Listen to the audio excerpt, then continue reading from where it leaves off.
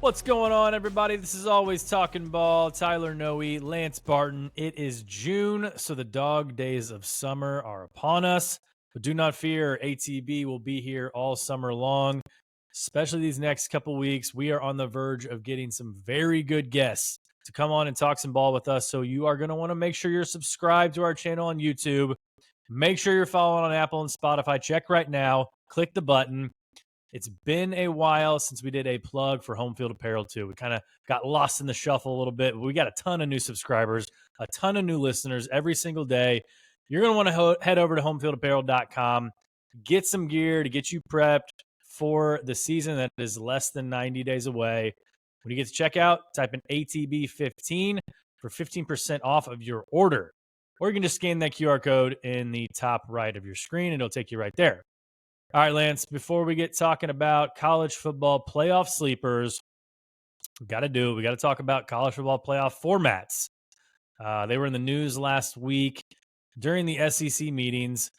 Kind of the foregone conclusion is that it was going to be SEC getting 4 automatic qualifiers, Big Ten getting 4, ACC and Big 12 getting 2 each, 1 from the G5, and then 3 at larges. And there's your 16-team playoff.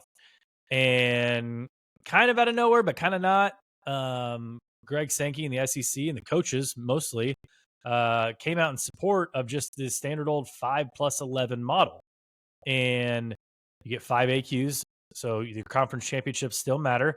And then you get, well, I guess they kind of still don't matter because those teams are going to make it the playoff. Yeah, but your power 4 conference champs, and then your highest ranked group of 5 champs. That's the 5, and then obviously the 11 highest ranked at larges. Yeah, and I mean, from my point, like I just that makes the most sense. But I get guys like Josh Pater talking about how they think it devalues the regular season a little more because they want to put the focus on conference play, and the model of the 4 AQs does do that to a certain extent because you get 6 teams basically in a situation in the last weekend where they're trying to get in.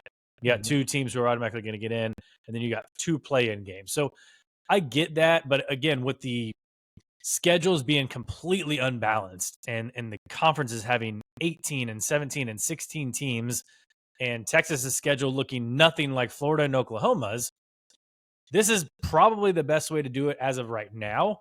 But of course, the Big Ten mainly wants answers on whether the SEC is going to go to 8 or 9 games or not. And I think that they're waiting too, of like, okay, if we do that, are we going to really put an emphasis on strength of schedule this year? Because that was the argument last year. That's the argument all off season.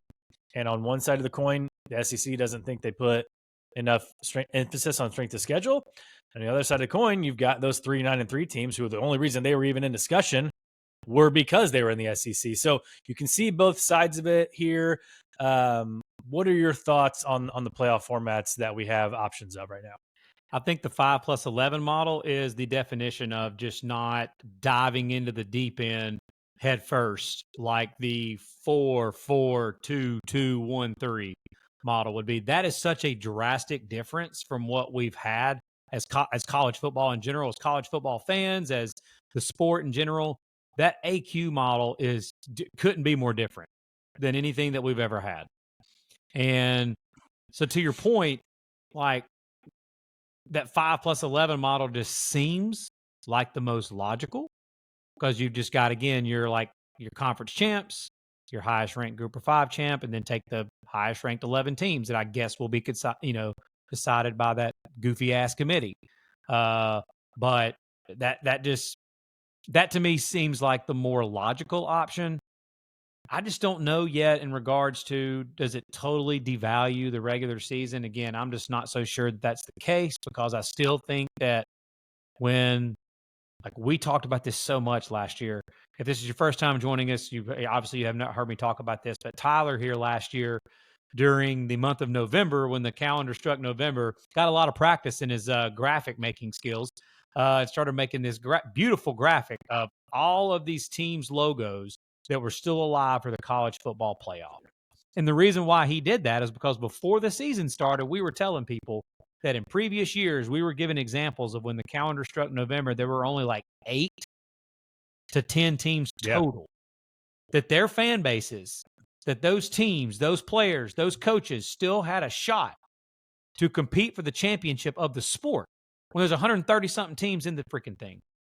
And last year, there were like 30 something teams, 30 something fan bases and coaches and everything that still believed, whether they actually had a chance to win a championship or not, that's irrelevant. But they believed that they did. And the interest that got created for the sport as a whole was just remarkable during the month of November. Yeah, you can argue talking about whether or not it devalues the regular season, but you just can't argue with the fact that like more teams were in it longer, and it created more eyeballs on the sport in the month of November, like you're talking about. Yeah, think about how much it changed things, bro, for Arizona State going forward. The amount of money now that's flowing into that program and that athletic program and university in general, it's remarkable. SMU played for a freaking in the playoff. Again, whether you think they should have been there or not, irrelevant. Well, and just think about too, like you're Alabama, they played at Oklahoma, right? 2 years ago, nobody, you care about the game, you're a fan of the sport, right? But that game really has no ramifications on anything playoff wise. Right. Again, everyone still cares about the regular season. We still want to win games, but if you're just focusing solely on the college football playoff, which a lot of people are doing, that game has no bearing. That game right there knocked Alabama out pretty much. Like that had everything to do with the college football playoff. In previous years, it wouldn't have mattered. Agreed. Miami at Syracuse at the end of the year in the Carrier Dome. I know it's called something different. You'll never hear me call it anything else but the Carrier Dome. Yeah. But no, man, I'm honestly, I'd be all for the 5+11 model because I think you and I both are pro. Like, we don't want so many automatic qualifiers that you just get an automatic bid to go compete for the championship of the greatest sport on the planet. Like, to me, it should be the best teams. Now, again, I get it. We can all argue on, well, how do we get to the best? How do we get to that?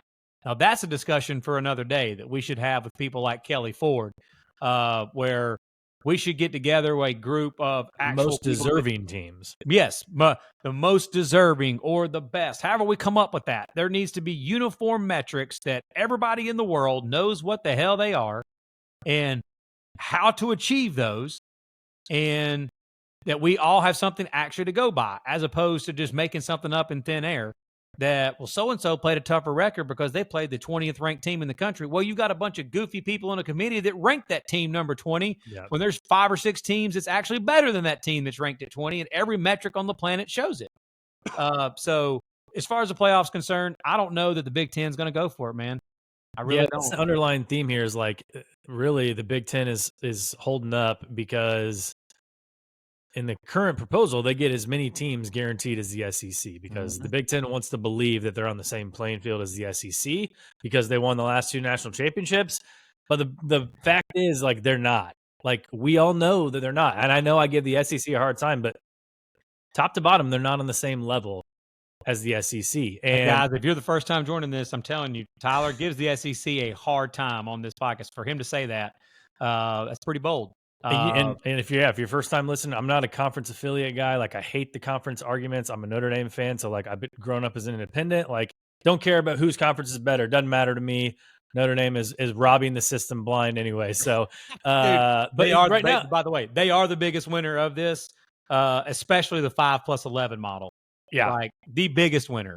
Well, even in now that we're going straight seeding, they can now play their last game of the year against either Stanford or USC, whoever they play on the West Coast the Saturday after Thanksgiving, and then not play another game until January, while other teams are playing conference championship games, first round games. Like, they get a first round bye. So like, and that, I guess my thing is like, Sankey and those guys and the presidents and like they all agreed, like they're fine with that. If Notre Dame wants, it's like Notre Dame somehow gets whatever they want all the time, and the fans hate them for that. But like, blame your own guy, your own AD voted, and let them do that. I your agree, own conference commissioner, let them do that. I agree. Everybody points the blame in the wrong direction with that. But yeah, I mean, I'm honestly, I don't love that by any means, but it is what it is, and it's not going to change. And That's another conversation for another day. But yeah, let me ask you this right now. If you had to say it, what do you think they go to next year? 2026 college football playoff. Is it the 5+11 or is it the AQ model? I just think it's 5+11. I think the majority has it right now. The Big Ten's eventually going to cave. Yep. And honestly, and because they know right now, if they do the 5+11, they're not getting as many teams as the SEC. They can look at the standings last year, and they can look at IU, and even though they got in, they can see how they performed. Like, if you would have done that last year, the SEC gets 5 or 6 teams compared to the Big Ten's 4, right? I mean, so they want to pretend like they're on the same playing field as them and the same caliber as a conference, but they're not. So I can understand from Tony Petitti's point why he's trying to advocate for the automatic qualifiers. Yep. I mean, like you said, I think the pressure will be put on, but I do think the SEC will go to 9 conference games. I do think the Big Ten will pressure them enough to. Well, with them going to the 9 conference games, and then the idea of them having a scheduling agreement where they do an SEC Big Ten matchup every year, that's sweet, and that kind of puts you on the same playing field. Like everyone's, whether or not the strength of schedule is, that's what it is. But you're all playing 9 conference games. You're playing each other every year. It's funny, nobody's really clamoring for the ACC to go to 9 conference games. Like, I don't know if it's because all their rivalries are in the SEC, and so they're playing that extra game. But dude, it's so funny. It made me think of the Bart Simpson meme where he disappears into the bushes or whatever. Like, that's the ACC right now. Yeah. So, yeah, man, it'll be interesting to see what they end up going with. I just can't wait till there's actually football being played on the field. And speaking of the playoffs, I can't wait to talk about some of these teams that people need to be talking about more that could possibly be some sleepers to make the college football playoff. Yeah, man, let's get into it. These are going to be teams that are, we'll tell you the odds, via FanDuel of them to win their conference as of right now, kind of where they rank, their win totals, all that stuff. So you'll get the gist of kind of why these teams are predicted to be sleepers. But we're going to start off with one who actually made the college football playoff last year, the first ever 12-team playoff, and that's the Tennessee Volunteers. They are tied for the 10th best odds to win the SEC at 24-1. Their win total is set at 8.5. But if you think about just like the offseason they've had, right? They went to Columbus, riding on a high. Ohio State was coming off a loss against Michigan, and they just got pummeled. And then their quarterback, whether you like him or not, whether you think he was good or not, he was still their starting quarterback. He was going to be the second year in the system. He's gone. And, it sounds like he was maybe a little bit of a problem there, a little bit of an issue, and they're kind of glad, to get rid of him, focus on the play on the field. So from a schedule perspective, though, they get UGA at home, 3rd week of the season too, right? So it's a fresh Georgia team. Gunnar Stockton, obviously he played at the end of last year, but it's going to be his 3rd start. It's on the road in Knoxville. That's going to be tough. That's tough for anybody to win in Knoxville. Knoxville. His first road start, right? Yeah.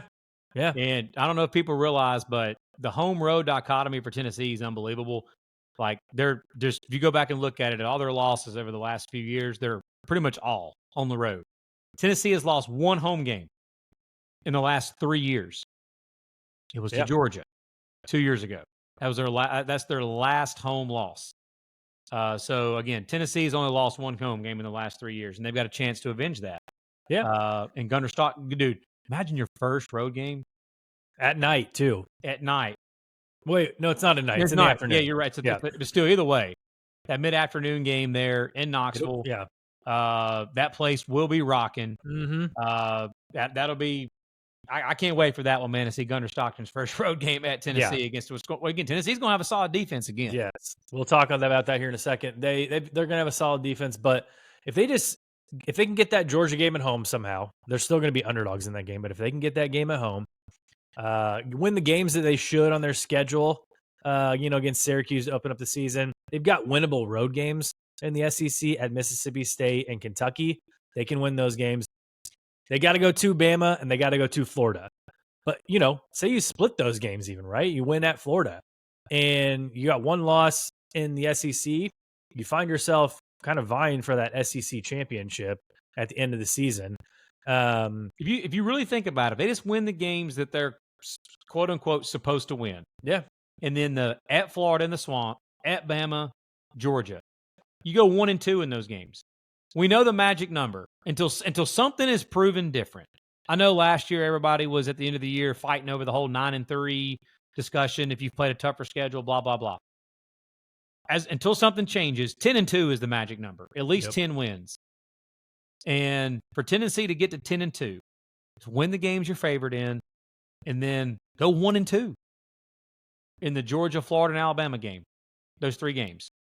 And you're possibly sitting there looking at a chance for the playoff bid. Yeah. Big question is, are they going to rally around the new quarterback, whether it's Merklinger, Aguilar? I mean, and will they be better without Nico? Like, some people actually think they're going to be better on offense without Nico, and they're going to have a quarterback who is going to be a little more accurate on those deep passes. Dude, did we you know talk about their defense? Like, their defense is still going to be solid. Oh, the defense is going to be really solid. They lost some pieces up front, but they had like Cole Kubelik talked about this here recently. They came in waves last year on that D line. They were the deepest, the most depth for a defensive line last year of anybody in the country. I'm not saying they were the best defensive line. They were a really good D line, and they bring back a lot of the solid pieces there. But did you know? I went back and looked at this. Ever since Josh Heupel's been a head coach, the least productive quarterback he's ever had was Nico last year. By the numbers.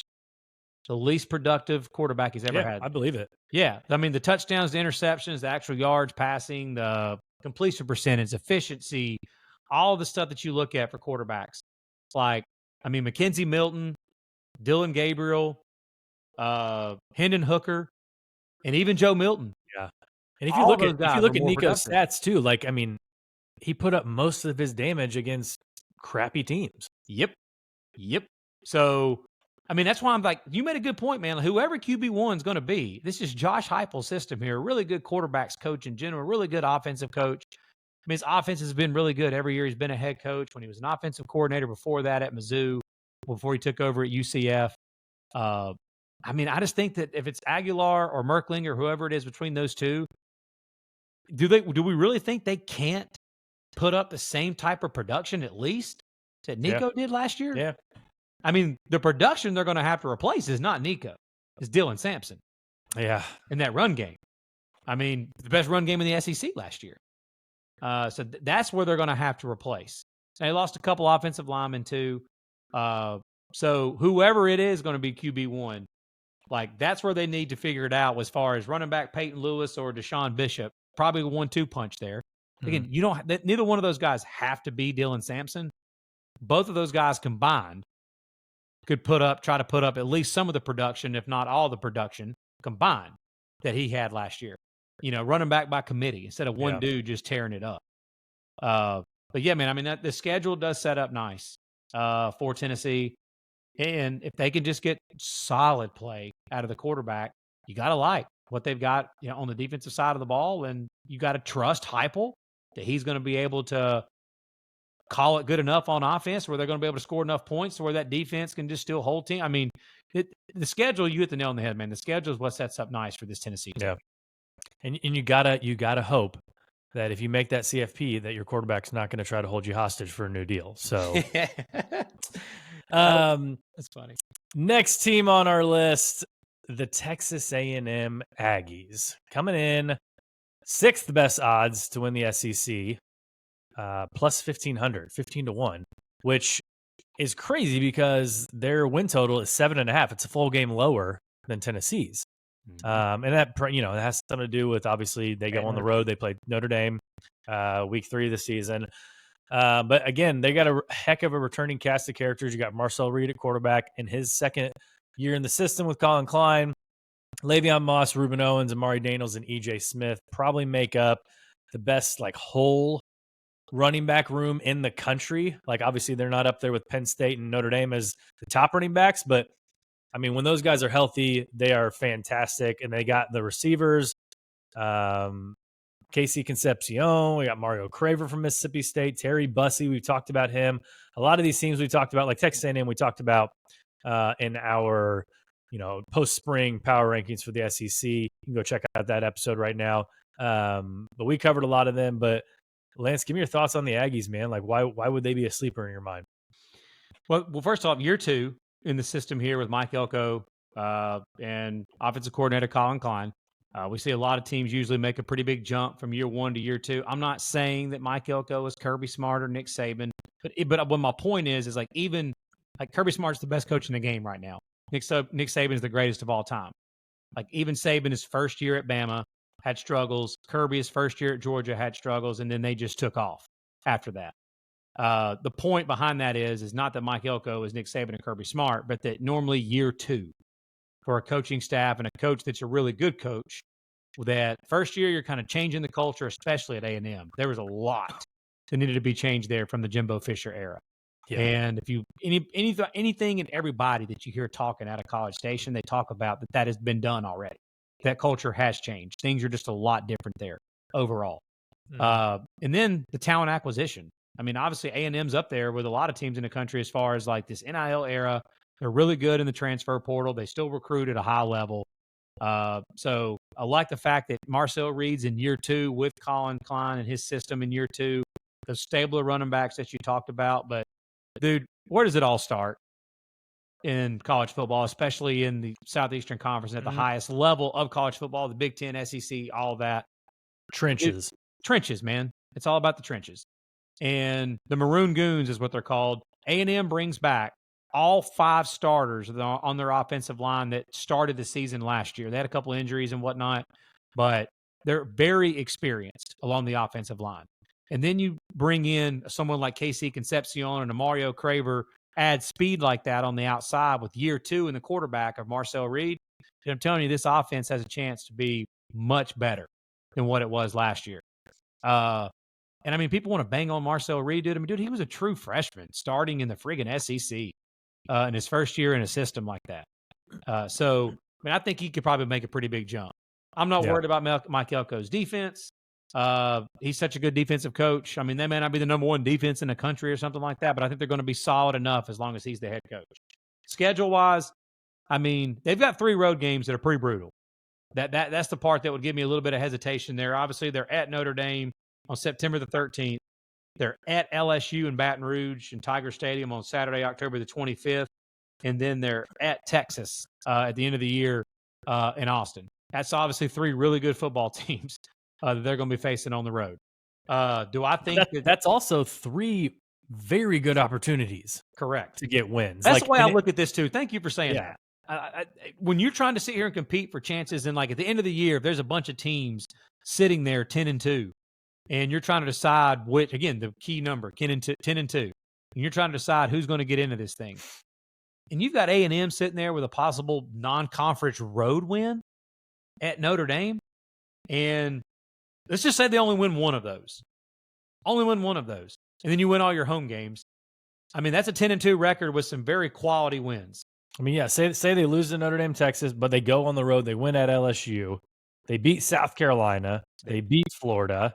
They win at Missouri. They beat Auburn. Like, those are very good wins. Yeah, 100%. And so with what they're bringing back talent-wise, what they've added piece-wise, year 2 in the coaching system there, and I do think that they are good enough to where I don't look at those 3 road games and say, there's no way Texas A&M could win those games. Like, I don't look at that at all. They absolutely, and the lines will tell it too. When they go to Notre Dame, I bet you that line won't be that much. And depending on how they are later in the year, when they go to Baton Rouge, that line probably won't be that much. So, yeah, I think Texas A&M is absolutely someone that people need to be talking about more as a possibility for a 12-team playoff bid. Gig 'em. All right, what we got next, man? Let's head to the Big Ten, and let's touch on a team that we did not get to in our Big Ten power rankings, and that's the Washington Huskies. We're heading to the Fish Bowl. Heading to the Fish Bowl up in the Pacific Northwest. 10th best odds to win the Big Ten, 55-1, with a win total of 7.5. So that tells you anything right there. Like, I know I bagged on the Big Ten for not being super deep, but like a team that's more than halfway, like in the lower half, has a win total of 7.5. That's pretty solid. Can they get a breakout season from Damon Williams Jr., who's going to be their quarterback? They can. Yeah, he's got, from everything we've read, from everything we've watched, all the highlights, the tape, he looks like he could be one of this season's breakout players. And later on in the season, we're going to come out with, some of our rankings of the top 12, positions and all that. He's not going to be a top 12 quarterback. I'm going to go ahead and spoil that. But top 12 breakout players, like he most certainly will make that list. Yeah, he'll be towards the top of that list, man. Yeah. And they've got, like I said, they're replacing both coordinators. So Brendan Carroll, Pete Carroll's son, went to the NFL to coach with his pops with the Raiders. And then defensive coordinator Steve Belichick went to coach with his pops at North Carolina. A lot of nepotism up there. Yeah, exactly. They're bringing in Ron Walters, who I know he wasn't a good head coach at Purdue, but the dude was a really good defensive coordinator at Illinois. Some guys are just designed to be coordinators. Yeah, they were one of the better defenses in all of college football. Yeah, that year when he was DC. So I like the hire there. And then Jed Fish stayed loyal and is given a great shot to a long time journeyman. He's called plays before in the past, but he's been with Jed Fish for a few years now, and it's OC Jimmy Daugherty. Dude, I looked up his resume. He has been a quarterback's coach for many years in the past. Dude, he was a QB's coach for Sark back in the day at Washington. He's coached under coaches like Sark and Chip Kelly and now Jed Fish. Really good offensive minds. Just like we talk about some of these coaches that coach defense and there's the head coach. We always say, I'm not really worried about the defense under that coach. I'm not worried about the offense under Jed Fish. What his turnaround, what he did with Noah Fafita there and Jaden DeLaura at Arizona, which, by the way, Jimmy Daugherty was with him there as well and was the QB's coach for both those quarterbacks I just named. I just think with the talent that they're going to have on offense, I mean, dude, one of the most exciting trios that the rest of the country doesn't know about yet, but they will soon, is Damon Williams, Jonah Coleman, and Denzel Boston. Does it feel like Washington? I mean, it feels like we're back 2 years ago in the Pac-12 where they're just not getting the respect that they're due, and that's including from us too. Yeah, dude. People just, I don't know, man. It's just they're up in the Pacific Northwest. I really don't know the geography. I really don't.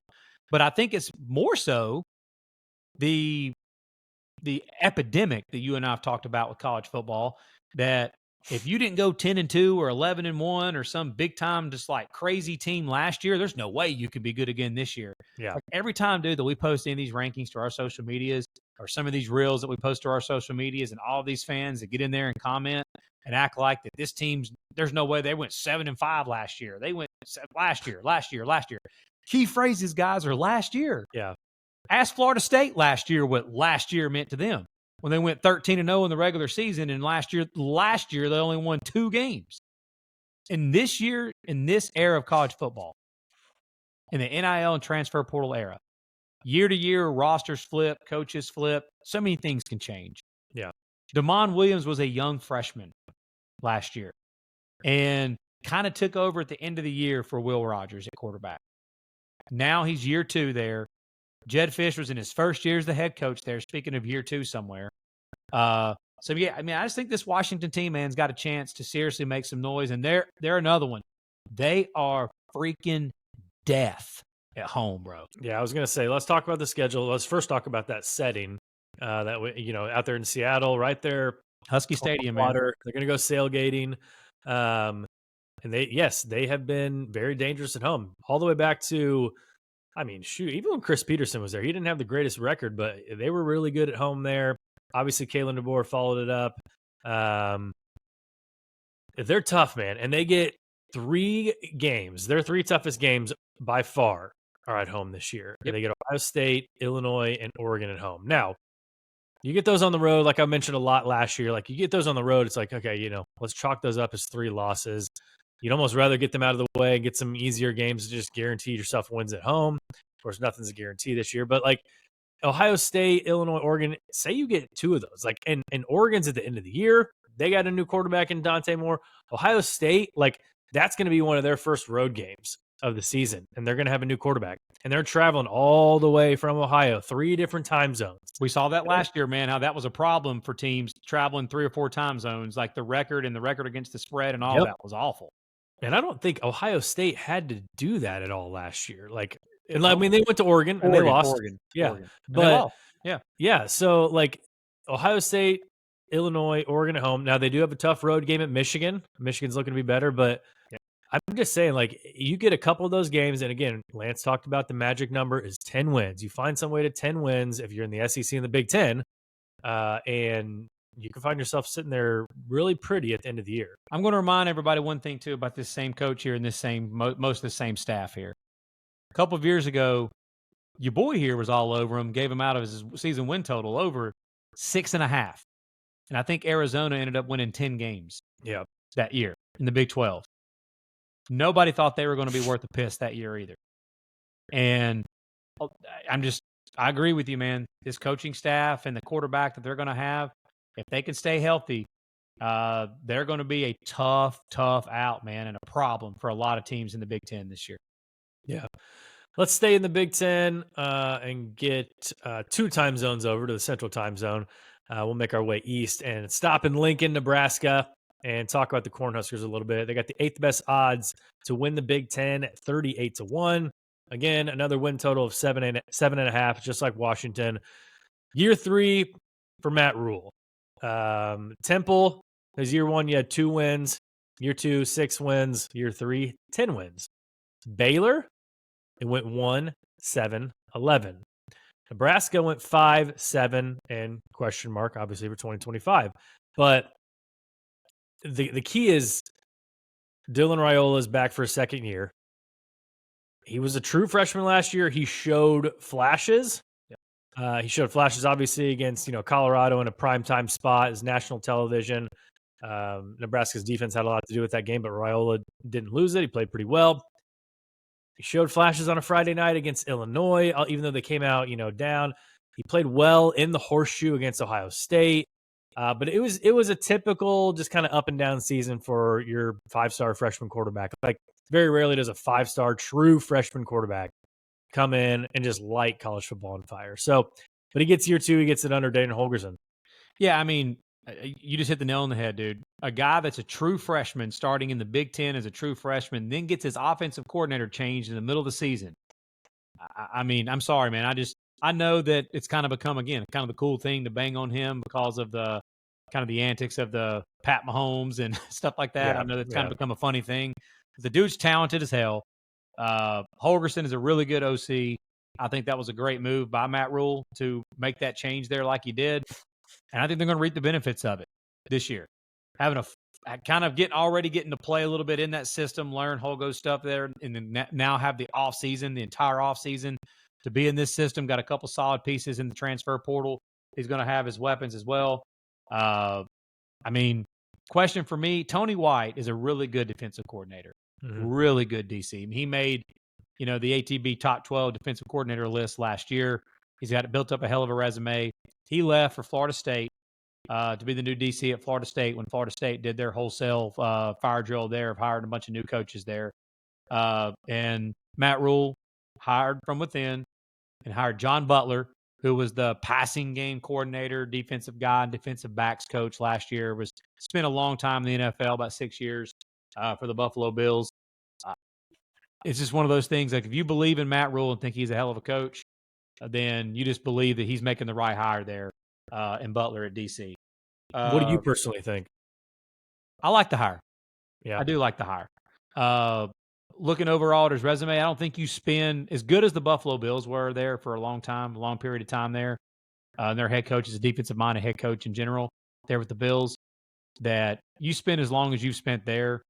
And then he was, I think, with the Texans for a while with Bill O'Brien. He was Bill O'Brien's defensive coordinator for Penn State way back in the day when Bill O'Brien took over that impossible situation after all of that crazy stuff with Jerry Sandusky and Paterno. So, I mean, I think he's getting a great shot here to coach for a guy like Matt Rule. Again, Rule, man, most of his defenses have been solid ever since he's been a head coach. So I think that'll probably be the same here. But the schedule, man, the schedule. No Ohio State, no Oregon. Would you ever think you'd say this and think it's like a big deal? No Indiana, and no Illinois. Those 4 teams are 4 of the top, like odds on 6 favorites, 6 or 7 favorites to win the Big Ten. In our rankings too. Yes. And so they don't play any of them. They get Michigan, USC, and Iowa all in Lincoln. So I'll say that if it's not now, man, then when is it?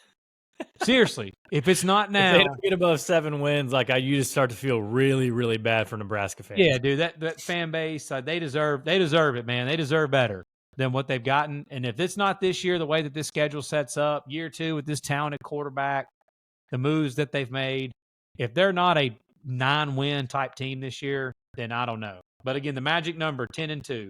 We just went over the schedule. I mean, obviously at Penn State on November 22nd, that's rough. But there's no reason at all that they can't beat every other team on their schedule. And I'm not sitting here and saying right now, yeah, obviously we think Penn State's probably a lot better than Nebraska as we sit here today. Them winning at Beaver Stadium in Happy Valley, probably not going to happen. But is that just chalked up as a no way, automatic loss? We saw Nebraska go last year into Columbus and do everything but win that damn game. So there's no reason at all to not sit here and say that it's not possible for Nebraska to get to 10 wins. I think they can. Yeah, it's a big year for Matt Rule. It is. And they're one of those teams, man, right out of the gate.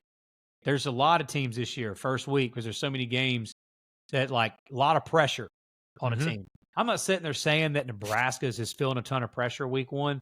But, dude, you let that game get to the fourth quarter on a Thursday night, an open weekend of college football in Kansas City against Cincinnati, who brings back a ton of people. I know people are like, Cincinnati, they suck. Like, they're not a terrible football team. And they could win the Big 12 this year. All we know. Everybody could win the Big 12. Yeah. And they bring back a ton, dude. A ton of production, Cincinnati does. So you let that game get tight and some weird things. You start like all those close games that Nebraska's lost over the last few years. Weird stuff just happens on that opening Thursday game. Like last year, that North Carolina Minnesota game got weird. Like, Yep. So that's a tricky game right out of the gate. I still think obviously Nebraska wins that game, but don't be shocked if Cincinnati's giving the Huskers a little bit of a game there in KC. One more team in the Big Ten. We're going to head to the Eastern time zone, and we're going to make a stop in Bloomington, Indiana. We're going to talk about the Hoosiers, yet another team that made the college football playoff last year. They went 11-1 against a schedule that was not strong. They lost to Ohio State. 9th best odds to win the Big Ten, though, at 50-1. Win total, 8.5. Probably fair when we tell you about their schedule here in a second. But again, we talked about them in our preview, and I think we had them ranked 5th, right behind Michigan. They've got a chance to be more talented than they were last year on offense and on defense. Yep. I think the quarterback play, Curtis Rourke came in from Ohio, played really well last year, all on a torn ACL, so he couldn't really move a lot. If Fernando Mendoza stays healthy, he's going to be mobile. He can move. He can sling it. He's got Surratt back at wide receiver. He's got Omar Cooper. He's got Holden Stays. He's got an improved offensive line, on paper at least. And the defense, like we talked about at all 3 levels, has guys back, Kamara, Fisher, and Pons. So they just – and again, it's Kurt Signetti. Like, Google him, right? All he does is win games. True. Dude, I think it is absolutely outrageous. Why is nobody giving Indiana respect? Is it because I guess that how the schedule went down last year? And it's been all the talk since December. Yeah, I just think that it's been like such a narrative that's been created about Indiana that the disrespect has gotten out of hand for Indiana. And I think it's because, it's Indiana football. There's no way they're going to go back-to-back, double-digit win seasons. Yeah, I think the disrespect has gotten out of hand towards Indiana. So, I mean, Fernando Mendoza is probably better. It is more talented than Curtis Rourke. And you mentioned 3 guys on defense that were first-team All-Big Ten last year that are back on defense at all 3 levels of the defense, D-line, linebacker, and at corner. And the weapons on offense are, on paper, even better than what they had last year. And then they have a better offensive line. Adding your boy Coogan from Notre Dame. What's the guy's name from Ohio State? From Ohio State. Yeah, guy from Ohio State.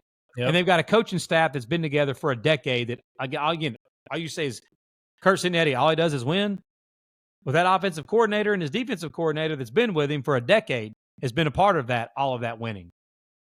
It's just crazy to me that, like, you look at Indiana's schedule. Yeah, it's a Yeah, little bit tough. hold on. Let's get to their non-conference. Yeah, the Everybody wants to non-conference. talk about it. Yeah, see, the non-conference I got here, they play the School of the Deaf 1 week, the School of the Blind 1 week, and then the School of the Deaf and Blind the third week. That's pretty much it. Yeah, you're Yeah, not I wrong. mean, it's no reason to even talk about it. It's ridiculous. It's awful. It's terrible. If anybody wants to make fun of IU for their non-conference schedule, you should. I'm doing it right now. It's ridiculous. But two things can be true. They can have a ridiculously easy non-conference schedule and still be a damn good football team. I think we said that multiple times last year. Like we can admit they really haven't played anybody, but they're still really good. And like, you know, they did what we kind of thought they were going to do in the Ohio State and the Notre Dame games, like hang in there for a quarter and a half to a half, and like, you know, that's more than you can expect from a lot of teams who played last year. Yeah, I wonder if you ask somebody right now, like, tell me where do you think Indiana ranked last year in total defense and scoring defense? What numbers people would tell you? I don't know if they would say that they were ranked second in the country in total defense and sixth in the country in scoring defense. And again, they bring back yeah, they bring back 3 dudes that were first team All Big Ten on that defense. I don't get it, man. Again, I understand that the schedule is tougher playing road games at Oregon and at Penn State. Like, that's obviously tougher than what they faced last year. They went to Columbus last year, but overall that is tougher going to Oregon and to Penn State. But the key games for me, again, magic number 10-2. Yeah. Let's just say that we have them losing the games. Like right now, here today, I think pretty much everybody would tell you they probably think that, you know, if you're predicting games right here in June, you probably think that Indiana's going to lose in Eugene at Oregon and going to lose in Happy Valley at Penn State. Yeah. The key games for them are Illinois. That's a huge game for both of those teams, by the way. Yeah. Huge game for both of those teams. Illinois on September the 20th and at Iowa, which we all know at Iowa City is not an easy. That's a tough place to play. If they can just lose those 2 games at Oregon and Penn State and take care of business in their other games, there they are sitting there again at 10-2. But after the whole narrative last year, and we talked about the magic number, for Indiana, is the magic number 10. I mean, I guess to get into the discussion, sure, but to make the playoff, is the magic number 10? Because I know Illinois is going to be better this year. At Iowa is always a tough game, but you lose your 2 marquee matchups again. Like, you're 10-2. Who have you really beat? Well, I mean, I definitely wouldn't want to be sitting there in a pool with a bunch of other 10-2 teams. Yeah, if I was Indiana in that situation. And it sucks because like these players, they're awesome players, right? They're very talented. They can't do anything about this non-conference schedule that was made by a regime, you know, 6 or 7 years ago when Indiana football was Indiana football, notably one of the worst programs in the country. Yep. So, you know. Yeah, no, I mean, I think we're on the same page with this, man. Like, if you think that Indiana's not going to be a 10-2 type team, that's fine. But to have them with the 9th best odds, like even Vegas, the 9th best odds, like, I can't believe they built those tall buildings like they have. It's true. All right, let's head to the ACC. Let's talk about a team that, if they feel like this year's Georgia Tech, or not, though they are Georgia Tech, they're Georgia Tech Yellow Jackets. They feel like this year's Texas Tech from a couple of years ago, where they're starting to build some steam. Everyone's kind of hopping on the Yellow Jackets train. Right now, they got the 5th best odds to win the ACC at 15-1. I mean, there's a reason we didn't. I mean, they're the 5th best odds. Like, team who has the 5th best odds in the Big Ten or the SEC, you're not a sleeper. Like, you're going to be right there on the cusp. ACC and the Big 12, it's going to be tough for you to get 3, 4, 5 teams in. So 5th best odds in the ACC, win total of 7.5. Tell me about the coaches on this Georgia Tech team. I think Brent Key, you can make an argument Brent Key is the most underrated head coach in all of college football. I think if you gave Brent Key the Miami job, he would be doing a hell of a job and doing better than what Mario Cristobal has done. You give Brent Key the head coaching job at some of these SEC, like the higher tiered SEC programs, I think they'd be winning a lot of football games, and he would be doing just as well as some of those teams and some of those coaches have done. Let's tick some people off. How about Brent Key at Auburn? Yeah, dude, absolutely. Yeah, I think if you give Brent Key the NIL situation that they have there, and like, would he have top 7 or 8 recruiting classes? I don't know. But you're talking about a guy, though, Brent Key, who was an offensive line coach and an elite recruiter under Nick Saban for a long time. And he's been good enough to recruit really good football players to Georgia Tech, to the point to where they're taking Georgia to the brink in Athens on Thanksgiving weekend. They're beating Cam Ward and Miami, beat Miami back-to-back years. They're good enough to beat teams like that. They're good enough. They're doing this all as double-digit underdogs in most of these games. Correct. They're good enough to have players like an Eric Singleton that everybody gets in the transfer portal and everybody wants. It ends up going to Auburn, speaking of Auburn. But we'll just start there. They lost one of their best offensive players, period, Eric Singleton, but they replaced him with Eric Rivers from FIU. And the dude had over 1,100 yards receiving and 12 touchdowns last year for FIU and was wanted by a lot of people. And I think he's going to be really good for the Jackets this year. But, dude, you got to start with, Brent Key is a head coach, and then Buster Faulkner is OC. Faulkner just seems like that kind of like, I don't know, like wizard mastermind like type deal. When you're watching games, dude, he just comes up with like unique ways to move the football and to score points. And dude, he's the true definition, man, of just a great game manager as an offensive coordinator. Like an example I'll give you of that. So they play against Georgia, and they put up a ton of points and had a ton of yards against Georgia and Athens, okay? On the flip side of that, when they played Miami, dude, just a masterful job of playing musical chairs at the quarterback position with running quarterback, passing quarterback, and just playing keep away from Cam Ward in Miami, limiting Cam Ward and keeping Cam Ward in Miami on the sidelines. Is what Buster Faulkner, Brent Key, and that offense did. Run, as Brent Key said after that Florida State game, run the damn ball. And they're really good at that. Yep. And Haynes King is a perfect field general at quarterback to run that offense. He's not the most talented quarterback in the country. He's not the best quarterback in the country, but the dude's a hell of a leader and makes plays and just, again, finds ways to win football games and to put points on the board and to do what's best for his offense. So the fact that you've got him coming back and Haynes coming back at tailback with that run game, and Brent Key being the offensive line guy that he is, I expect that offensive line to always be good there at Georgia Tech as long as he's there. This offense is going to be tough to stop and going to be a pain in the ass to stop because they're the type of team that is going to hit you in the mouth for 4 quarters and see how much you like playing football from an offensive standpoint. Now, on the defensive side of the ball is where they got to show some improvement. They got to get better on the defensive side. But, dude, I love their schedule and how it sets up this year. Honestly, their ACC opener is good old Clemson on September the 13th. Do I think as we sit here right now that they're going to beat Clemson? No. We've got Clemson ranked as the number 3 team in the country in our ATB top 12. You can go check out our top 12 rankings on our YouTube page right now if you want. But let me ask you this. Do you think there's just no chance that Georgia Tech just can't beat Clemson at home? No, because there's a very realistic chance that like Clemson, maybe they're just not as good as ever. I mean, there's always a couple teams out there that just aren't as good as what everyone's making them out to be. And I would believe those teams would come from conferences like the ACC and the Big 12 over the Big 10 and the SEC. So to get them at home, 3rd week of the season, maybe Clemson hasn't quite gelled yet. They've obviously would be coming off of, 2 weeks before playing LSU at home, coming off, you never know what happens in those games.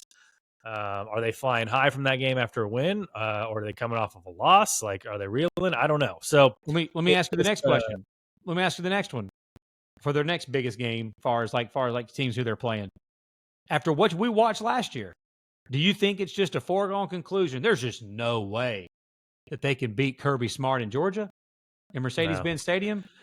How much do you hate that, by the way, that they're not playing that in Bobby Dodd? It's ridiculous they're not playing that in Bobby Dodd, but it's, I mean, they might have less fans in that home game, but they had less fans in last year's game. They took them to 8 overtimes, right? So yeah, exactly. They could do that. They've got, again, these are opportunities for them to show their strengths, to show that they belong They don't play Miami, Louisville, or SMU, teams 2 through 4 in the odds to win the ACC, and they get Pitt, Syracuse, and Virginia Tech at home. So they got a couple tricky spots at Duke, at NC State. I mean, in some of these wide open conference races like the ACC and the Big 12, those are always going to be tricky spots. And you got to trust in Brent Key as a head coach. Yep, and again, 10-2 is the magic number. Does that mean it's a guarantee that an ACC team gets in at 10-2? Absolutely not. That's not what we're saying. But to even be considered in the group of at-large teams to make the college football playoff, you've got to get to 10-2, especially in the ACC. And looking at their schedule, again, let's just say that they do lose to Georgia and Clemson. They absolutely can run the table in the rest of their games, and they they would have a shot to do that. So I get why there is I believe in the coaches. I like what they're bringing back in the most important positions for this team, and I do think their schedule definitely sets up better than what it was last year. Yeah. Let's stay in the ACC for one more team, and this is a team that I have been high on since 11 months ago when they entered this conference for the first time. That's the SMU Mustangs. You were on them. You were on them early, bro. All they did was prove me right last year. They went to the college football playoff, ran into a tough Penn State team. That was kind of to be expected. You could see the writing on the wall there. Fourth best odds to win the ACC, 8-1, win total of 8.5. I think obviously if they continue to get Kevin Jennings improvement at the quarterback position, he really brought a lot of stability to that team last year. If you think about like kind of their first game that they lost against BYU, and I think it was that Friday night game there. Dude, go even further than that. The first game of the season. Do you remember that wild like Friday night or Thursday night? Nevada? It was either Nevada or Utah State. I think it might have been Nevada. It was one of those. It was either Utah State or Nevada that they played on the road earlier in the year. And that was a wild game, dude. Yeah. Did not look good at all. Preston Stone did. He struggled. Like everybody, including us, was talking a lot of good things about Preston Stone going into last season. And he just wasn't it. Just disappointed. And so again, I understand why they obviously started Preston Stone over Kevin Jennings. I mean, nobody thought Kevin Jennings was going to start. But when they made that move to Kevin Jennings, dude, everything changed for this SMU team. Yeah, the ACC schedule is tougher. They got to go on the road to Clemson in the rematch of the ACC championship game last year that they lost on that last second field goal. They get Miami and Louisville at home, though, and the Miami game is on November 1st. So there's a chance it could be quite a little chilly there in Dallas.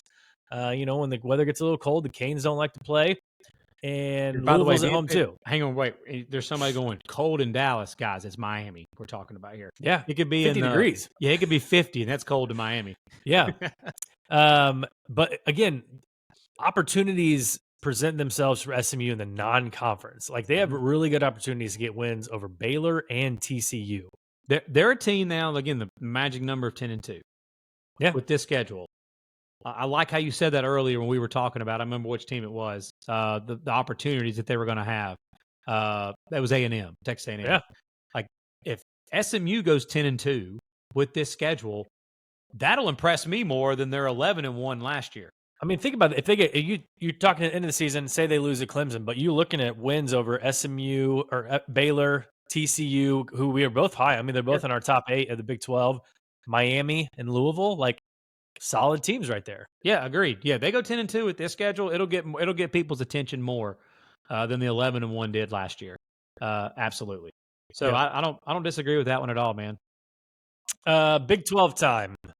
Let's talk about our boy out in Salt Lake City, Kyle Whittingham and the Utah Utes. And last year, my goodness, it was them and Kansas State or Oklahoma State. Those were the top 3 in the Big 12. Just didn't quite come together for Utah or Oklahoma State. But this year they're tied for the 4th best odds to win the Big 12. They're a CFP sleeper because the only one team made it from the Big 12 last year. And that was Arizona State, the champion. So 7-1, if you want to bet on Utah to win the Big 12 right now, the win total is 7.5. Your boys, Witt, Morgan Scalley, and Jason Beck. Tell me about them. I think it's the best trio of head coach, offensive coordinator, defensive coordinator in the Big 12 right now. I think that hire of Jason Beck by Whittingham was unbelievable, man. I mean, you've got to Whittingham is one of those coaches that stays loyal to his guys. So for him to get rid of an offensive coordinator and to get rid of one of his boys like that and to go hire somebody, and then the hire that he makes and Jason Beck, like, look, we ain't got to sit here and talk about it forever, but if you want to go look at what New Mexico, the Lobos, did last year offensively, the numbers that they put up. And Jason Beck's resume overall, I mean, he's with Bronco Mendenhall for a long time. He's coached some really good quarterbacks in his day. Taysom Hill is an example of a quarterback that he coached back in the day. Was a longtime QB's coach, got his chance to be an offensive coordinator. He's been really good ever since. And he's bringing his quarterback with him. And one of the most exciting players in college football that the majority of the country has not seen play yet, and they will this year. And Devin Dampier, due to 2,800 yards passing and 1,100 yards rushing last year and 31 touchdowns. He's very similar breakout wise to Damon Williams. Agreed. And some people would say, well, he put up those numbers last year. Didn't he break out last year? If you're listening to this, you are an absolute ball junkie if you watched a bunch of Devin Dampier last year. Okay. Point is the majority of college football did not watch a bunch of New Mexico football last year. Okay. Yeah. So there will be a lot more eyes on him now, obviously being QB1 for Utah. So he is absolutely going to be a breakout candidate. And that's where it all starts, man. That's where it all starts and ends with Utah. Yep. They've got to be healthy, man, at the quarterback position. Nobody the last couple of years has been bitten by the injury bug more and has honestly been held hostage by a situation than the Cam Rising deal. Hey, real quick, is Cam Rising still questionable? Jesus Christ. Forever. He's forever questionable. I want to see injury reports every week that Utah puts out, and I just want them to be funny and put Cam Rising questionable every single week still, even though he's not even on the roster. They just got to stay healthy at QB, man. Let me tell you what Utah has done the last few years that they've had is to quarterback healthy. Let's see here. In 2021 and 2022, they went to back-to-back Rose Bowls in the Pac-12. 2018, 2019, 2021, and 2022, they played in the Pac-12 championship game. The only year they didn't play in the Pac-12 championship game was that goofy COVID year. Yep. So, point is, they're sitting there playing for their conference championships and playing in the biggest bowl games when they have a healthy quarterback. So, if Devin Dampier can stay healthy, I think this Utah team's got every bit of a chance to win this wide open Big 12. And the reason is because the coaching staff is so freaking good. The defense under Morgan Scalley is always going to be good. Utah last year couldn't get a first down on offense, and they still had the number 2 defense in the Big 12 and one of the better defenses in the country. They've got arguably the best offensive tackle duo in the entire country. If you look at NFL draft boards right now, Spencer Fanu and Caleb Lemieux are right tackle, left tackle. Both of them are projected first-round picks on a lot of these mock drafts that you're seeing right now. So experienced O-line. Yeah. If they stay healthy, Dampier is going to stay healthy. I agree. So I'm not worried about the defense. If Dampier stays healthy, I think this Utah team has a shot to make some serious noise in the Big 12 this year. I just think, again, we might even be guilty of this right now with this Utah team. Like, even our Big 12 rankings that we came out with, I'm almost thinking, like, man, did we forget about our boy Witt with those? Yeah, we had him 7th. Yeah, did we forget how good Witt really is and this Utah bunch can be? I think the rest of the country has. Why? Just because last year they weren't great and they had all these injuries at quarterback. Dude, if Cam Rising would have been healthy all year last year, do we really think Utah would have been as booty as they were last year? Probably not, but like in our defense, the Big 12 is just so hard to predict. It's just so hard to rank teams. Yeah, I agree.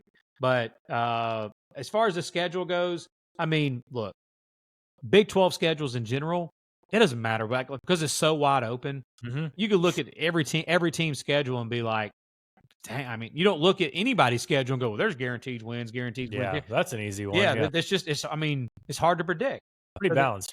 It is. But and good news is, we all know how hard it is to play at Rice Eccles. Rice Eccles Stadium at Utah is an absolute snake pit to go play in. And they get the best teams that they play on their schedule, the majority of them. Arizona State, who most people have power ranked as the number 1 team in the Big 12, returning Big 12 champs. They go to Rice Eccles. They get Texas Tech at home.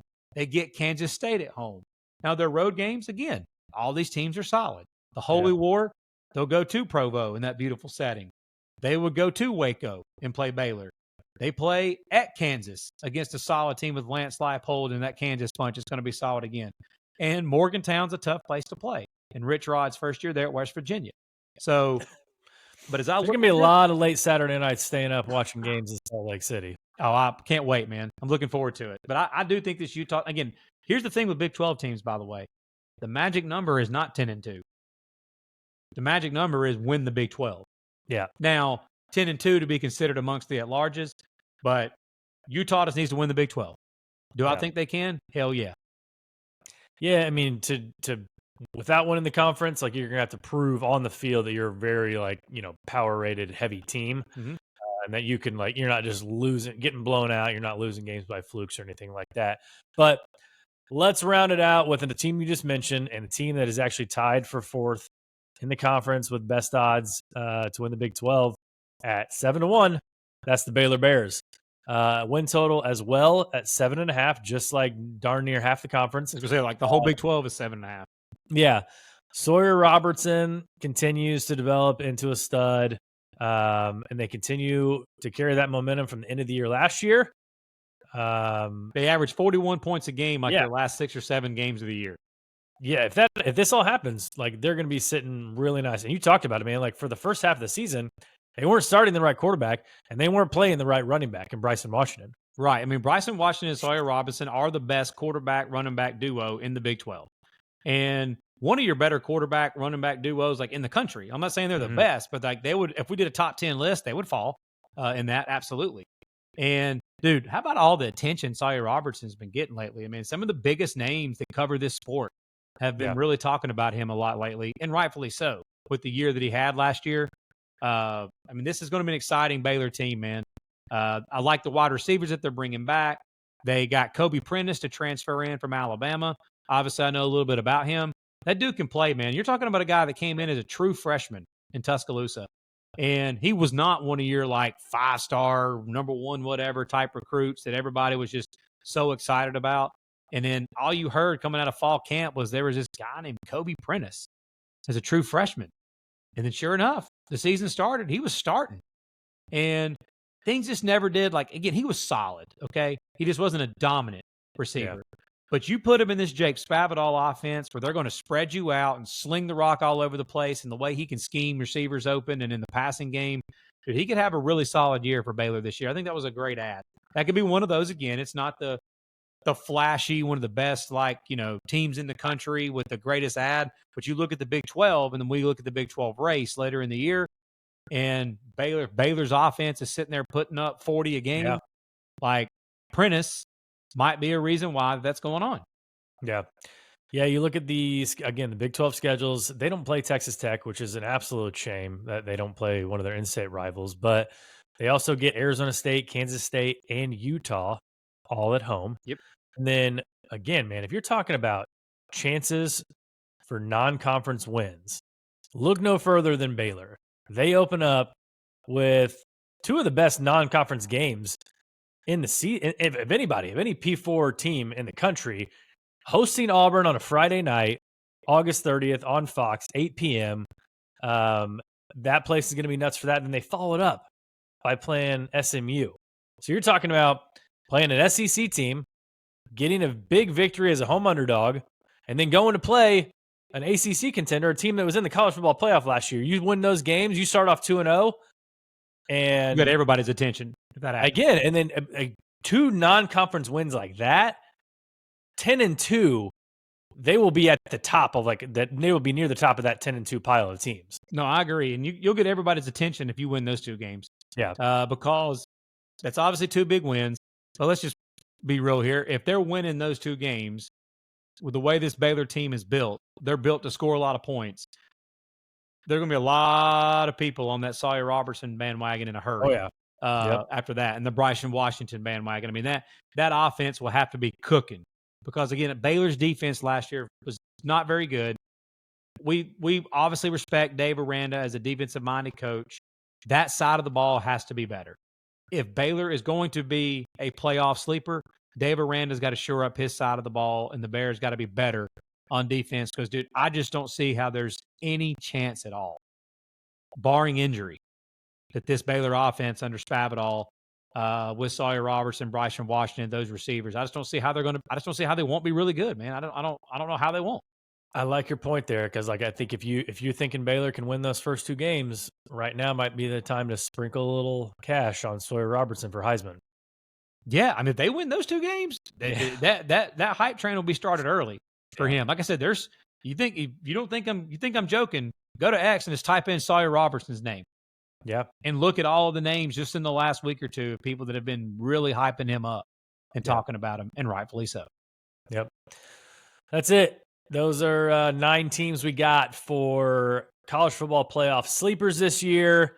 We may add a couple more later on in the summer. We'll see, what fall camp gets started like. But man, we just cannot wait for football season to get here. We appreciate you guys listening. Again, go back, subscribe to the YouTube, follow us on Apple and Spotify. Head to hopefieldapparel.com, ATB15.